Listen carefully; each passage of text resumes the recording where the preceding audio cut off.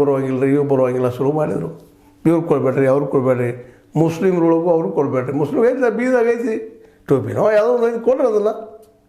ಯಾವುದೋ ಎಲ್ಲಾದರೂ ರೆಸಲ್ಯೂಷನ್ ಬೇಡ ಅಂದ್ರೆ ರೆಸಲ್ಯೂಷನ್ ಇವ್ರಿಗೆ ಕೊಟ್ರಿಪ್ಪ ಅಂತಂದ್ರೆ ನಮ್ಗೆ ಉಳಿಯೋದಿಲ್ಲ, ಕಡಿಮೆ ಉಳಿತೈತಿ ಅನ್ನುವಂಥದ್ದು.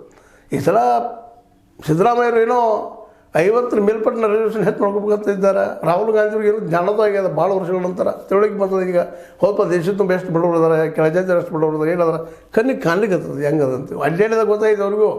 ಅದಕ್ಕೆ ಈಗ ಅವರ ಇಲ್ಲ ಮೀಸಲಾತಿನ 50 ಹೆಚ್ಚು ಕೊಡ್ತೀನಿ ಅನ್ನೋದು ಮಾತು ರಾಹುಲ್ ಗಾಂಧಿಯವರು ಮಾತಾಡ್ತಾ ಇದ್ದಾರೆ. ಆ ದಿಶೆಯಲ್ಲೇ ಈಗಾಗಲೇ ತೆಲಂಗಾಣದಲ್ಲಿ ಕೊಡೋ ಪ್ರಯತ್ನ ಮಾಡ್ತಾ ಇದ್ದಾರೆ, ಮಾಡಿದ್ದಾರೆ. ಹಂಗೆ ಕರ್ನಾಟಕದಲ್ಲಿ ಮಾಡುವಂಥ ಪ್ರಯತ್ನ ಮಾಡಲಿಕ್ಕಿದ್ದಾರೆ. ಆದ್ರೆ ಇದ್ರ ಒಟ್ಟು ನೆಟ್ಟು ಕೊಡುವಾಗಿಲ್ಲ. ಅದಾಯ್ತಪ್ಪ ಅಂದ್ರೆ ಆಗ ಅನ್ನೋದು ಎಲ್ಲ ಜಾತಿ ಬೇರೆ ಅಂದ್ರೆ ಬಟ್ಟೆ ಹೆಂಗಿದ್ದು ಕಟ್ಟೆ ಹೆಂಗೆ ಆಗ ನಾವು ಬೇರೆ ಆಗಿಬಿಡ್ತೀವಿ.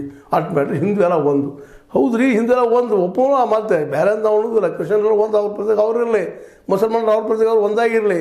ಆದರೆ ಅವರು ಒಗ್ಗಟ್ಟನ್ನು ತೋರಿಸಿ ನಮ್ಮಲ್ಲಿ ಭಯ ಹೊಡಿಸೋದು, ನಮ್ಮಲ್ಲಿ ಒಡಕನ್ನು ತೋರಿಸಿ ಮತ್ತೊಂದು ಏನೋ ಮಾಡ್ಕೊಡೋದು ಯಾಕೆ ಅಂತ.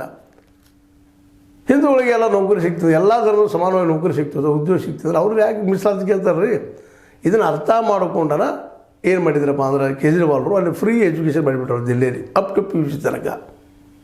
ಸಣ್ಣದಲ್ಲಿ ಸಾಹಸದು ಅದನ್ನ ಎಲ್ಲರೂ ಬೆಂಬಲಿಸ್ಬೇಕಾಗಿತ್ತು, ಅಂಥದ್ದು ಅಮಲು ತರಬೇಕಾಗಿತ್ತು. ಅಟ್ಲೀಸ್ಟ್ PUC ತನಕ ಆದರೂ ಫ್ರೀಪ. ಯಾಕಂದ್ರೆ PUC ಸೈನ್ಸ್ ಓದೋದು ಸುಲಭ ಇಲ್ಲ.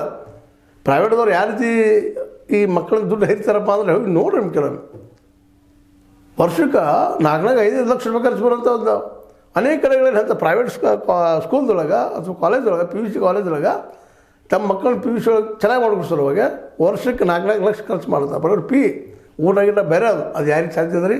Middle class higher middle class ಸಾಧ್ಯತೆ, ಬಡ ಮಕ್ಳಿಗೆ ಏನು ಸಾಧ್ಯದ? ಅದಕ್ಕೆ ರಿಸರ್ವೇಷನ್ ಕೊಟ್ಟು ರಿಸರ್ವೇಷನ್ ಸಿಗ್ತಾ ಇರಲಿಲ್ಲ. ಯಾಕಂದ್ರೆ ಸರ್ಕಾರಿ ಶಾಲೆಗಳಿಗಿಲ್ಲ ಆ ಪ್ರಮಾಣದಾಗ.